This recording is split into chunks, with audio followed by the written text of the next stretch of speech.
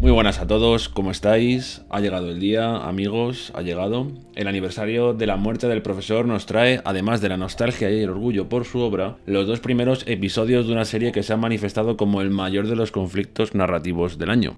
Sin demasiados preliminares, en el vídeo de hoy realizaremos un análisis, comentario y crítica de los dos primeros capítulos de la serie de los Anillos de Poder, en los que además de las cuestiones narrativas, asuntos relativos al canon y la adaptación de la obra original, cosa que haremos al final del vídeo, analizaremos qué me han parecido los diálogos, las transiciones, el ritmo, las actuaciones, escenarios y en términos generales, gran parte de los recursos utilizados por la serie con el propósito de formarnos una idea global sobre la forma en que se ha traducido la obra del profesor a la pantalla y los temas y representaciones que se han priorizado, mitigado o soslayado por completo. Bienvenidos una vez más a Lejos de este Mundo, a este programa dedicado a los amantes del lore, la fantasía y la literatura. Sin más dilación, amigos, empezamos. Pese a que mi intención es analizar lo visto de manera sintética, creo que es imposible abordar cada uno de los flecos que estos capítulos han abierto con toda la exhaustividad que merece. Por eso, si hay algún tema del canon, de hilos argumentales, de diálogos concretos que no hayamos tocado, lo comentáis, posiblemente haya sido de manera deliberada y si queréis lo tratamos en otro vídeo. Poco después de terminar los capítulos, vi que en algunos canales ya habían subido su comentario inmediatamente y que en términos generales este se reducía a comentar lo impresionantes que resultan los escenarios, lo excelente y lo conseguido que están tanto los escenarios como las transiciones entre las escenas y lo mucho que les había gustado ver a gente corriendo por la Tierra Media.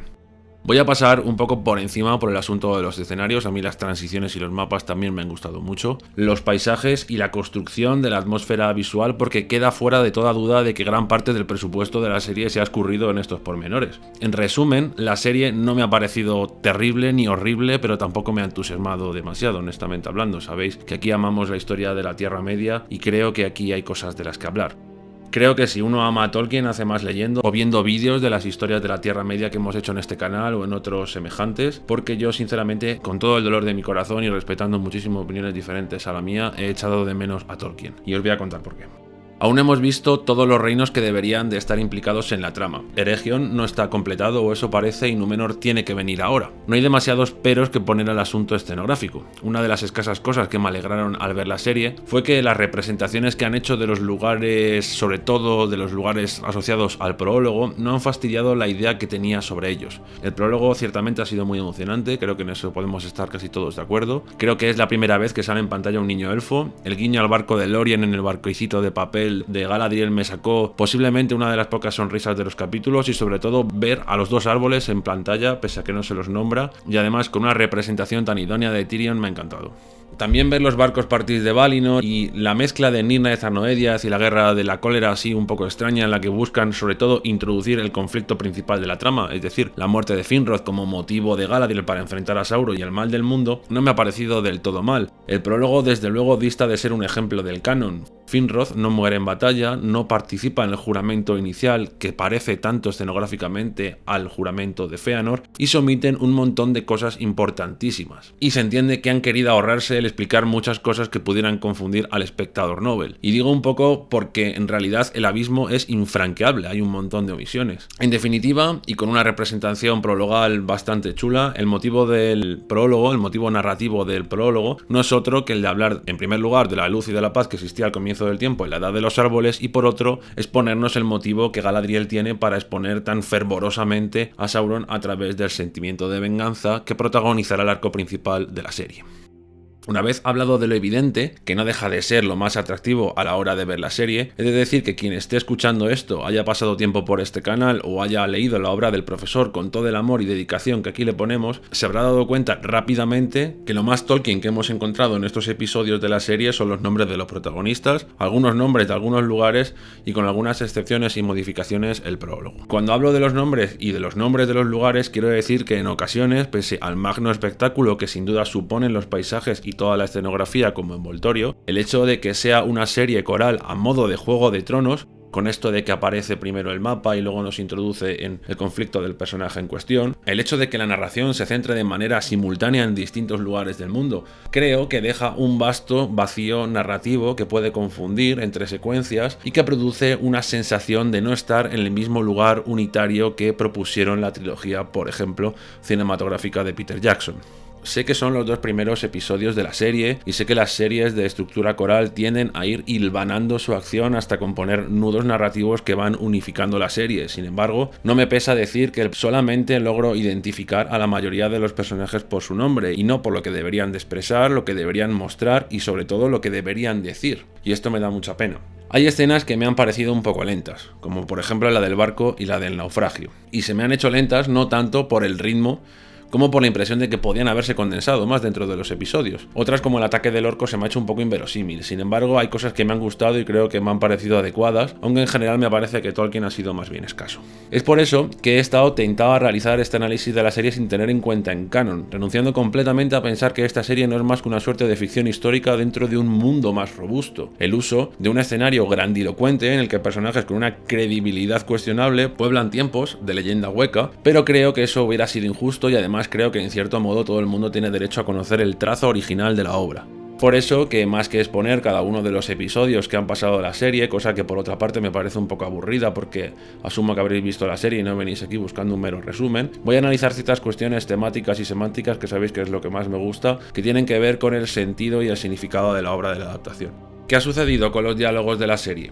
Es evidente que los productores han tomado la decisión de, habiendo una cierta diversidad de pueblos y razas en la Tierra Media, de darle a cada uno una forma de hablar y una actitud vital. Pero ¿no da un poco la impresión de que los diálogos no tienen la robustez que incluso se demostraba en los diálogos de las películas? La impresión que tuve al escuchar a personajes como Elrond, que por otra parte y en algún sentido me ha parecido gracioso, aunque no creo que sea gracia lo que me tiene que despertar precisamente Elrond, Galadriel e incluso el discurso de Gil-galad es que sus palabras y su esencia van por caminos diferentes, como si no encarnasen la voluntad de pronunciarlas o no estuvieran hechas para ellos. Y entonces, en este momento, me di cuenta de algo muy trivial. Al contrario que en las películas, al basarse esta serie en una época tan escasa en comentarios, en las que apenas existen diálogos escritos de sus protagonistas más que por unas breves indicaciones, Tolkien no es el autor de estos diálogos, y eso, amigos, se va a notar mucho. Los diálogos de Tolkien tocan la naturaleza de la conversación. Lo que he visto en la serie por el momento me da la impresión de que emula una actitud reflexiva y artificiosamente poética que se refleja estupendamente en el concepto de lluvia de primavera de los huesos que Elrond muestra en su escena de presentación. Tengo la impresión de que lo que se dice no encarna el espíritu de Tolkien. Y luego está el asunto de los tiempos. Hay escenas con un dramatismo demasiado estridente para la falta de contenido y profundidad que transmiten algunos de sus personajes, y esto me lleva a otra parte. ¿Qué ha sucedido con los elfos? ¿Qué ha sido de su majestad, de su templada peligrosidad, de su temple, de su magnificencia? Un elfo no necesitaba hablar para demostrar que es depositario de una sabiduría sempiterna.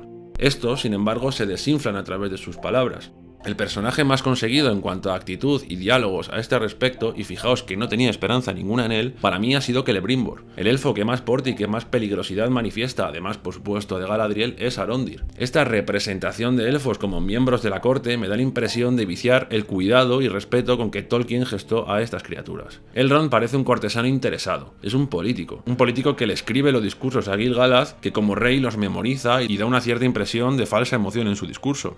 Elrond es un aspirante cortesano, y esta representación, que no deja de ser amable, humaniza y vuelve volublemente caprichosos a una estirpe de criaturas que no son humanos porque son elfos. Los elfos no son humanos.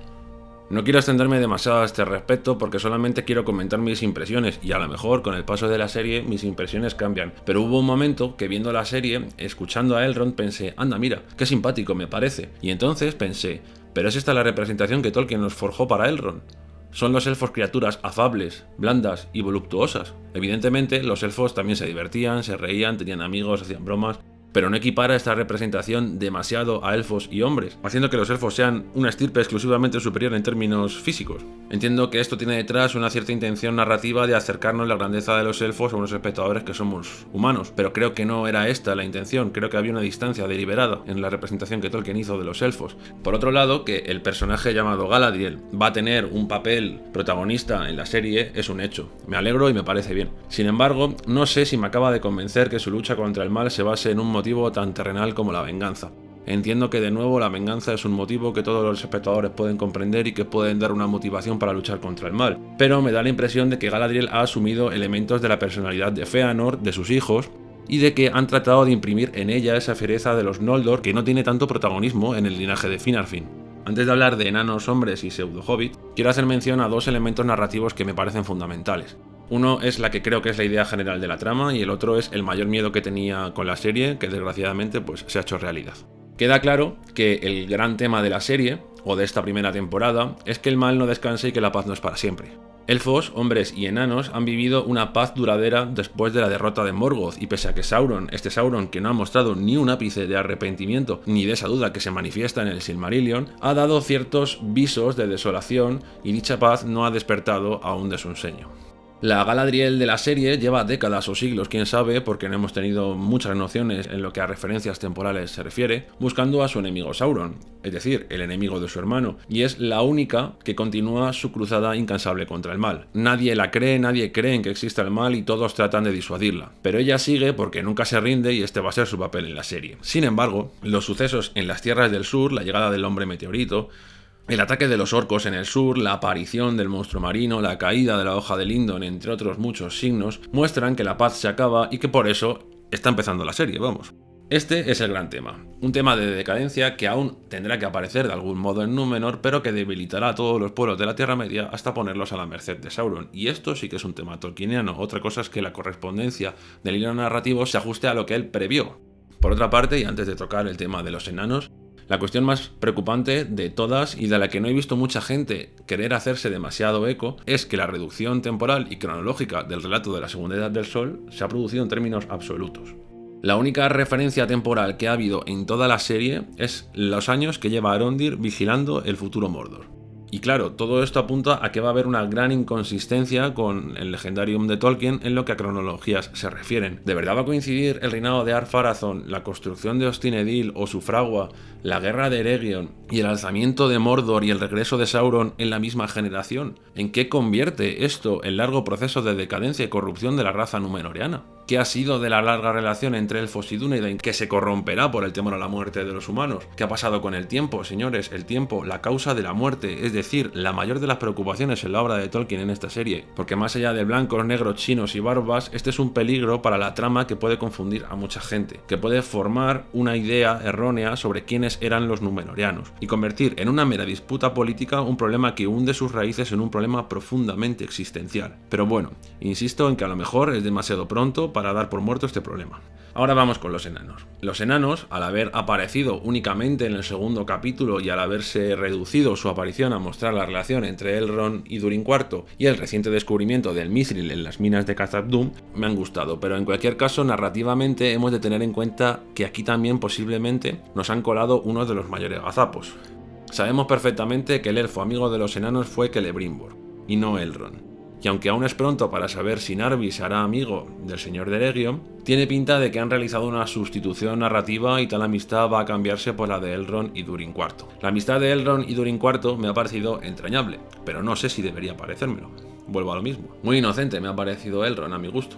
Sobre el pueblo de los hombres, y a falta de lo que pueda pasar con Númenor, no tengo malas palabras. La trama de los hombres del sur, pese a ser absolutamente inventada, e insisto, absolutamente inventada y no canónica, creo que va a suponer un arco narrativo coherente con la trama y en cierto modo va a ser verosímil. La idea de que en las tierras del sur habiten los hombres que tiempo atrás sirvieron a Morgoth, que el joven del bar mencione que está deseando que vuelva al rey de su tierra y que precisamente sea en esa tierra donde comienzan a reunirse los orcos en el reino que está destinado a gobernar Sauron, me parece que forma un buen anticipo de la fundación de Mordor que se debe de producir en algún momento del futuro de la serie.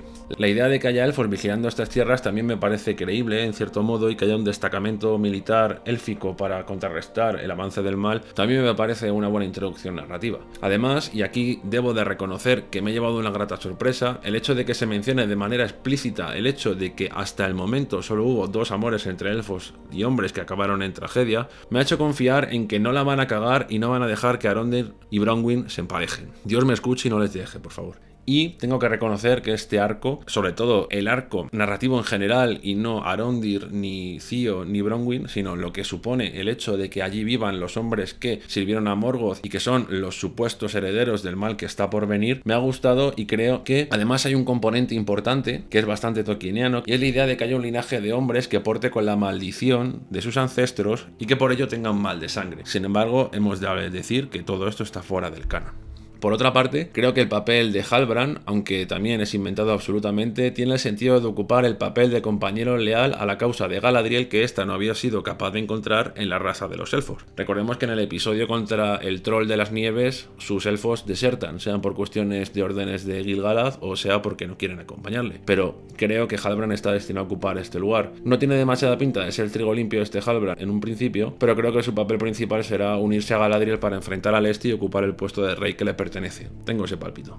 Ya hemos hablado de elfos, hombres y enanos, y solo me queda hablar de los pelosos. Y aquí voy a hacer una reflexión, y quiero que se me entienda bien lo que quiero decir. Hubo un momento de la serie en que pensé que lo que más me estaba gustando eran todas aquellas cosas que no eran canónicas. Y esto es así porque la representación que están construyendo de lo canónico no me parece que represente al canon más que nominalmente. Es decir, que siento que todo lo que en realidad es de Tolkien está un poco hueco de esencia, y cuando en una adaptación lo que te gusta es lo inventado, es que esta adaptación es un poco catastrófica. Tengo un poco la impresión de que esta serie podía haber hablado de cualquier otra cosa que sus virtudes hubieran sido las mismas, excepto el prólogo. De hecho, si esta serie no tuviera que rendir cuentas con un canon, posiblemente me hubiera gustado algo más, porque a fin de cuentas sería una serie original, con arcos narrativos propios y con una puesta de escena fabulosa que no me estaría dando la impresión de utilizar el nombre de una saga legendaria, el nombre de un autor prolífico, como forma de mecanismos de ventas. Sin embargo, no es así, y al no ser así, me entristece ver que los elfos no se ven del todo como elfos y que sus palabras no se sienten como las de Tolkien. Sería increíble que así fuese, pero Tolkien no va a renacer para escribir los guiones de ninguna parte y esto tenemos que asumirlo porque vienen unas cuantas adaptaciones detrás de esta. Dicho esto, me parece que la construcción de los personajes asociada a los pelosos no es totalmente desagradable, me parece que son personajes con cierto carisma, que tienen semejanzas con los hobbits, sobre todo en su profundo amor a la costumbre y a lo cotidiano. Sin embargo, de algún modo, al menos en Nori y en Sadok, podemos ver que de algún modo tienen un eco del espíritu Tuk que les mueve a la aventura. Aún así, no quita que todo esto, insisto, es absolutamente inventado y desconozco el propósito narrativo que le tienen reservado, más allá de que posiblemente se convierta en paje de Galadriel, adquiera su nombre élfico y trate de averiguar algo sobre el hombre meteorito hablando con los elfos. Este arco pienso que también tiene la función de mostrar que hasta los seres más pequeños se van a ver afectados por el mal que viene a afectar a la Tierra Media. ¿Lograrán parecer hobbits? Pues mira, yo pienso que no, pero tampoco sé si es esta la intención. Los hobbits son, aunque no lo parezcan, uno de los grupos humanos más complejos y característicos de la obra de Tolkien, y creo que en estos inesperados y poco canónicos pelosos no hay más que un eco de lo que cabría esperar de un hobbit, pero a lo mejor no debería haber hobbit, porque no había hobbit. Aún así, no me ha desagradado del todo en cuanto a la serie. Por último, me gustaría mencionar una serie de inquietudes y preocupaciones que me han surgido con respecto a la obra original. No las voy a mencionar todas porque, como dice Galadriel, podríamos estar toda una edad enumerando las desviaciones del canon. Pero como hemos abandonado toda pretensión de que esto no sea más que una historia paralela o una ficción histórica situada en el mapa histórico creado por Tolkien, mencionaré algunas de las que me han parecido especialmente dolorosas. Mi preocupación con respecto al tema de la muerte es evidente. Sin embargo, Galadriel sí que toca este tema en el prólogo al mencionar que al comienzo no tenían palabras para describir a la muerte y sobre todo al relatar la muerte de su hermano Finrod, el dolor aparejado a ella y el desastre de las guerras contra Morgoth.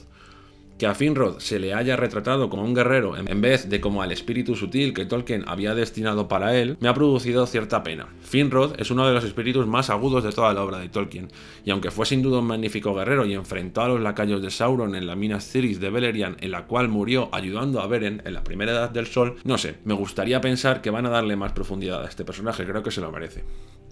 Por otra parte, además de la omisión de Ungoliant en la intro, me parece llamativo que no se haya mencionado nada casi del arrepentimiento que tuvo Sauron al terminar la batalla de la cólera. Sauron estuvo a punto de pedir perdón a los Valar y si no lo hizo fue por miedo a las consecuencias y el castigo que le podrían adjudicar estos por haber servido como siervo de Sauron durante la Primera Edad del Sol. Es este miedo lo que le lleva a volver a convertirse en siervo de Morgoth en la distancia. Aquí se ha presentado a Sauron como un hechicero, en términos un poco semejantes a los de la trilogía, o a los de las películas en general, y me imagino que lo han hecho, han presentado este papel de mal robusto en Sauron con el propósito de hacer el hilo narrativo de Galadriel y su enemistad con ella algo más fuerte y algo más creíble. Ya he hablado de la actitud de los elfos, de su aparente ingenuidad, de su animosidad y de su desatinada semejanza con la raza de los hombres. Sin embargo, Celebrimbor me gustó bastante más de lo que pensaba, y la referencia a los Silmarils, es decir, a las piedras creadas por Fëanor para contener la luz de los árboles al comienzo de los tiempos,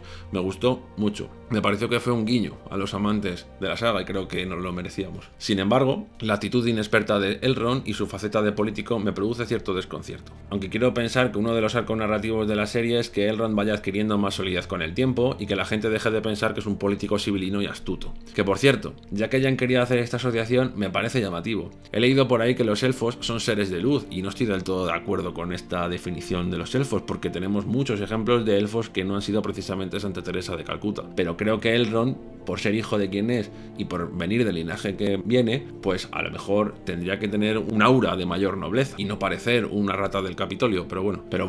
Por último, he aquí mi mayor inquietud. ¿Cómo han podido representar que Galadriel acepte en algún momento volver a Valinor, aunque solo sea de manera tentativa? ¿No es esto una forma de decir que la luz es tan tentadora como la oscuridad? ¿No sería la luz una forma de pereza con respecto al deber? ¿No hubiera sido Valinor aquí un motivo para evitar su deber? Que no debería ser por otra parte tanto por venganza como por una lucha contra el mal por naturaleza. ¿No se han dado cuenta de que Tolkien escribió explícitamente que Galadriel rechazó rotundamente volver a Valinor porque era una aventurera y deseaba explorar y expandir su poder en la Tierra Media? Entiendo que la marcha en barco es un pretexto narrativo para vincular a la Tierra Media con Halbrand y sobre todo después con Númenor, pero ¿no era un tema muy delicado y no había otra manera de hacerlo? Con esto concluyo mi análisis y comentario de los primeros episodios de Los Anillos de Poder. Espero que os haya gustado. Si tenéis vuestra opinión o diferís de algo, lo hablamos en los comentarios. Lo único que pido es educación, que generalmente en este canal se suele dar, pero siempre hay algún descarriado. Y nada, con esto y poco más, nos vemos en la próxima. Feliz semana, disfrutar de todo y muchas gracias por seguir aquí. Un abrazo.